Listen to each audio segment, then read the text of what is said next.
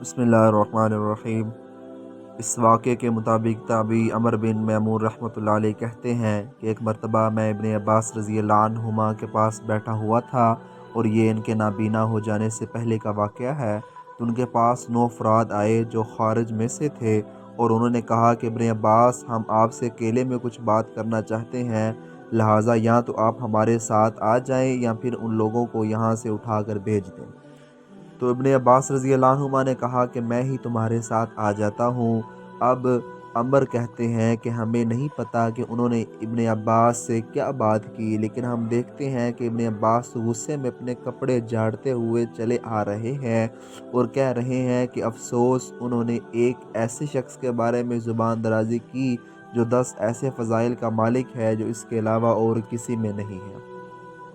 انہوں نے ایک ایسے شخص کے بارے میں زبان درازی کی جس کے متعلق رسول اللہ صلی اللہ علیہ وسلم نے جنگ خیبر میں کہا تھا کہ کل میں اسے بھیجوں گا جسے اللہ کبھی رسوا نہیں کرے گا۔ وہ اللہ اور اس کے رسول سے محبت کرتا ہے اور اللہ اور اس کا رسول اس شخص سے محبت رکھتے ہیں۔ وہ شخص جسے اللہ کے رسول نے سورۃ توبہ دے کر بھیجا تھا کہ وہ مشرکین سے برات کا اعلان کر دے، اور کہا تھا کہ اس صورت کو وہی لے کر جائے گا جو مجھ سے ہے اور میں اس سے ہوں۔ وہ شخص جس کے بارے میں آپ علیہ السلام نے فرمایا تھا کہ اے علی، تو دنیا اور آخرت دونوں میں میرا دوست ہے۔ وہ شخص جس نے سیدہ خدیجہ رضی اللہ عنہا کے بعد اسلام قبول کرنے میں دیر نہ لگائی تھی۔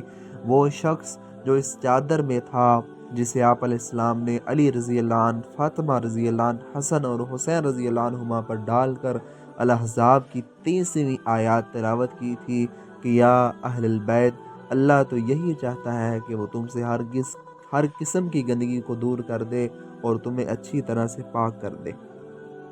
وہ شخص کہ جو ہجرت کی رات آپ علیہ السلام کے بستر پر آپ علیہ السلام ہی کی چادر اوڑھ کر سو گیا تھا۔ وہ شخص کہ جس نے تبوک کے موقع پر آپ علیہ السلام سے پوچھا کہ میں آپ کے ساتھ چلوں گا تو آپ نے منع کر دیا، اور وہ آپ علیہ السلام کے منع کرنے پر رونے لگے، جس پر آپ علیہ السلام نے فرمایا اے علی، کیا یہ زیادہ اچھا نہیں کہ تمہاری مجھ سے وہی نسبت ہو جو موسیٰ کی ہارون سے تھی؟ اے علی، میں چاہتا ہوں کہ جب میں باہر جاؤں تو مدینہ میں تم میرے نائب ہو۔ وہ شخص جس کے بارے میں آپ علیہ السلام نے فرمایا تھا کہ میرے بعد علی ہر مومن کا ولی اور دوست ہے۔ وہ شخص کہ جس کے گھر کا دروازہ مسجد نبوی میں تب بھی کھلا رہا تھا جب اس سب لوگوں کے مسجد کے صحن میں کھلنے والے دروازے بند ہو گئے تھے۔ وہ شخص جس کے متعلق آپ علیہ السلام نے فرمایا تھا کہ جس کا میں مولا ہوں اس کا علی بھی مولا ہے۔ یہ مکمل اور نایاب روایت ابن عساکر رحمۃ اللہ علیہ نے اپنی تاریخ دمشق میں لکھی ہوئی ہے کہ جبکہ باقی کتابوں میں بھی حضرت علی رضی اللہ عنہ کے فضائل میں موجود روایات میں کوئی کمی نہیں ہے۔ تاریخ دمشق ہی میں ابو طفیل رحمۃ اللہ علیہ کہتے ہیں کہ ایک مرتبہ حضرت علی رضی اللہ عنہ نے مجھ سے کہا کہ ابو طفیل، مجھ سے قرآن کی آیات کے متعلق پوچھ لو، یقیناً میں قرآن کی تمام آیات کے متعلق جانتا ہوں کہ کون سی آیت دن کے وقت نازل ہوئی اور کون سی آیت رات کے وقت، کون سی آیت میدان میں نازل ہوئی اور کون سی آیت پہاڑ پر۔ مستدرک الحاکم میں حضرت علی رضی اللہ عنہ سے مرسوم ایک اور روایت ہے کہ جہاں آپ علیہ السلام نے کہا کہ میرے مرنے سے پہلے مجھ سے جو پوچھنا ہے وہ پوچھ لو، کیونکہ میرے بعد یہ باتیں بتانے والا میری طرح کا اور کوئی نہیں ملے گا۔ آپ کو یاد ہے میں نے شبیب کا وہ جملہ یاد رکھنے کا کہا تھا جو اس نے حضرت علی رضی اللہ عنہ پر تلوار چلاتے وقت بولا تھا، اے علی، حکم صرف اللہ کا ہے۔ شبیب نے ایسا کیوں کہا تھا؟ کیونکہ بظاہر تو یہ بات بالکل ٹھیک لگتی ہے کہ حکم تو واقعی صرف اللہ ہی کا ہوتا ہے۔ ایک ریسرچر ہونے کے ناطے میں چاہتا ہوں تھا کہ اس بات کی تہ میں جاؤں۔ بخاری میں ایک حدیث ہے کہ ایک مرتبہ حضرت علی رضی اللہ عنہ نے یمن سے آپ علیہ السلام کی خدمت میں چمڑے کا ایک پاؤچ بھیجا۔ اس پاؤچ میں سونے کی چند ڈلیاں تھیں جن پر ابھی تک مٹی لگی ہوئی تھی۔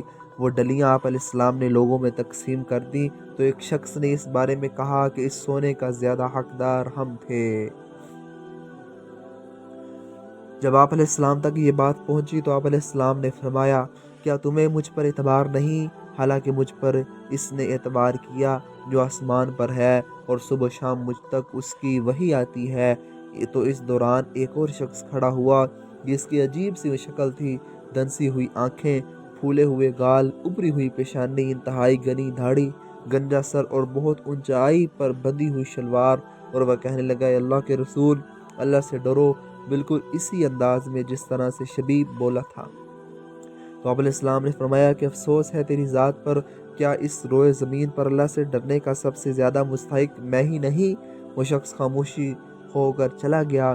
اب خالد بن ولید رضی اللہ عنہ آپ علیہ السلام کے پاس ہی بیٹھے ہوئے تھے، تو آپ علیہ السلام کے قریب آئے اور کہنے لگے کہ اگر آپ اجازت دیں تو میں اس شخص پر وار کروں؟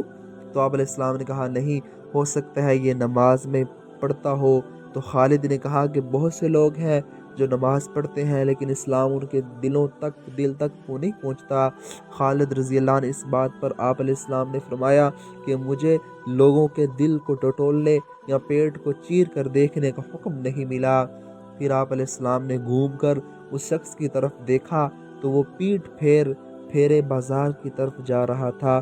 آپ علیہ السلام اسے دیکھتے رہے اور پھر کہا کہ شخص کی نسل سے ایسے لوگ پیدا ہوں گے کہ کتاب اللہ سے ان کی زبانیں تر ہوں گی لیکن قرآن ان کے خلق سے نیچے نہیں اترے گا۔ وہ لوگ دین سے اس طرح نکل جائیں گے کہ جیسے تیر شکار کے آر پار نکل جاتا ہے۔ آپ علیہ السلام پر اعتراض کرنے والا وہ شخص یمن کا ذوالخویصرہ تمیمی تھا، اور یہی وہ شخص تھا کہ بعد میں جس کی اولاد سے یہ تمام خوارج پیدا ہوئے، جن میں سے ایک شخص کا نام عبد الرحمن ابن ملجم تھا، حضرت علی رضی اللہ عنہ کا قاتل، جن کی باتوں سے بظاہر یوں لگتا تھا کہ یہی لوگ اللہ کا حکم نافذ کرنے والے ہیں، لیکن در حقیقت وہ اسلام سے اس طرح نکل چکے تھے کہ جیسے تیر شکار سے نکل جاتا ہے۔